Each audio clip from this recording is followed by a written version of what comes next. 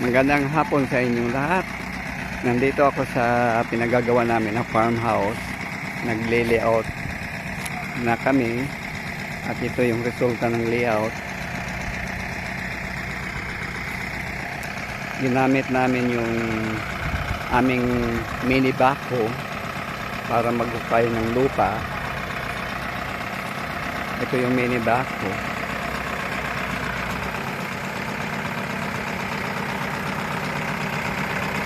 Mas mabilis ito kaysa magbayad ka ng libo.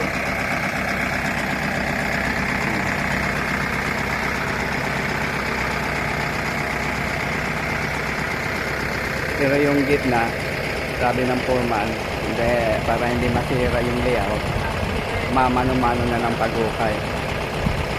Pero pagkatapos na mahukay ng backhoe, gaya nito, minamano na yung gilid kasi hindi pantay ang paggawa pag hindi mamano-manuhin. Yung bako, hukayin lang niya, hukayin. Pero magforma siya ng kwadrado, kailangan ng tao na gagawa. So far, inumpisa namin ito kaninang umaga. Ilang butas na ba yung nagawa natin? Lahat yan butas na para sa poste. Ilan na? 11 na. So isa na lang yung aming bubutasin doon, yung pinakadulo. Ito na ang huli. Katapos ang susunod namin yung sa slab sa ilalim. So far mayroon na siyang footing dito, pero tatanggalin yan dahil lalagyan namin ng boulders yan bago ilagay itong footing.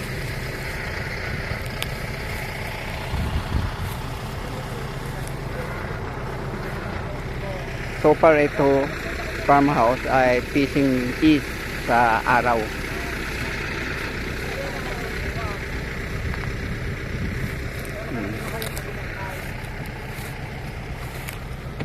Nandoon sa dulo yung boulder sa iloloader namin mamaya, kasi hindi na makapasok yung nagdala niyan eh.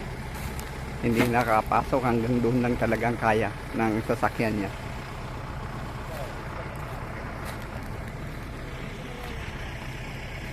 Ito yung palibot ng farmhouse na itatayo namin.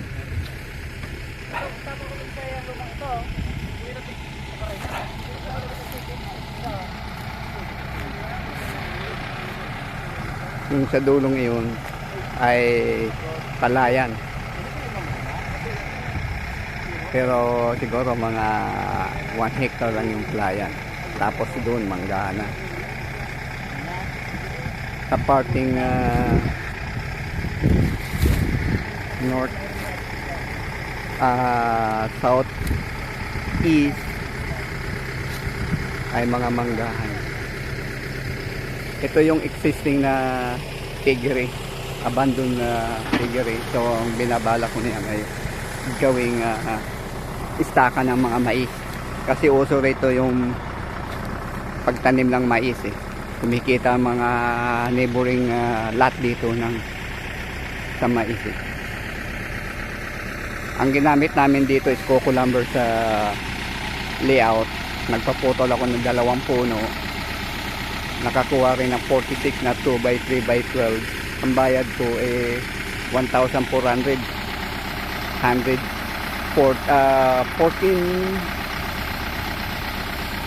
meters sa 100 per meter ang bayaran ng pagtispis ng coco lumber. Pagputol, tapos slicing nila ng 2x3x12.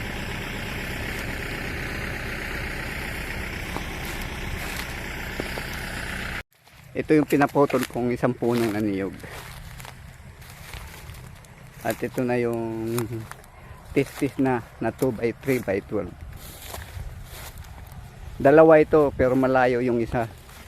So ito lang ay papakita ko, malapit dito sa farmhouse na gagawin namin.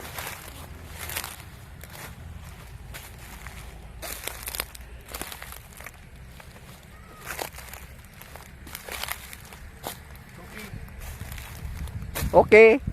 Kopi daw, kopi. Yung mga tao ko gumagawa ng deep well pump. I guess they are not lucky. Hindi pa tapos. Ito yung old mango tree. Ito yung tanim ng papat mama. Hanggang ngayon buhay pa. Pero ang papat mama patay na.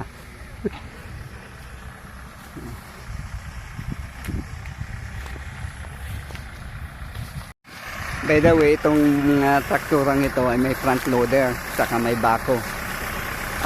Mura lang ang pakabili ko nito, imported from China.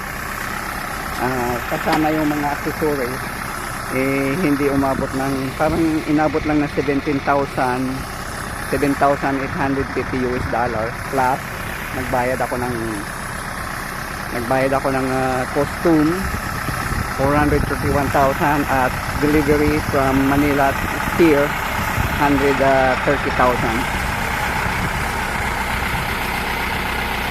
Ang laking tulong nito sa farm work. Kita mo ngayon, nagagamit ko ngayon bako para sa excavation ng mga poste. Ang mga accessories na kasama nito, isang dump driller, isang grass cutter, isang rototiller, katapos ito nga, bako, isang accessory.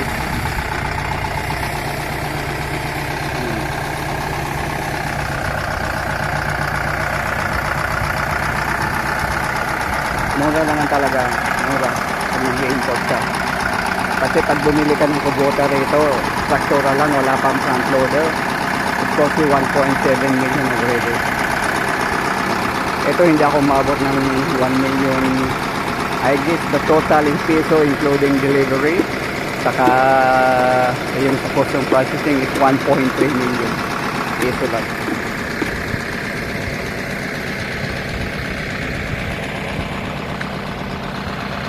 Ito yung deep well pump na pinabubotas ko. Malapit lang dito sa farmhouse at malapit dito sa temporary bahay kubo na pinagawa namin.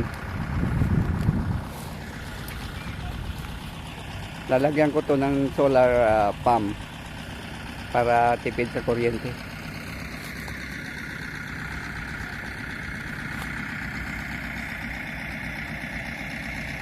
Ang lupang ito is 10.3 hectares pero dito ko nilalagay sa 5 hectares ng farmhouse kasi tatlong titulo ito, isang 2.5, isang 5 at isang 3.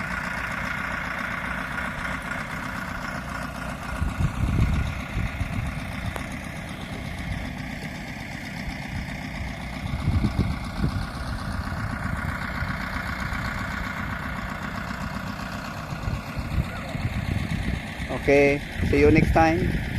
Bukas ulit for further development ng farmhouse. Susunod ko sa sunod na vlog.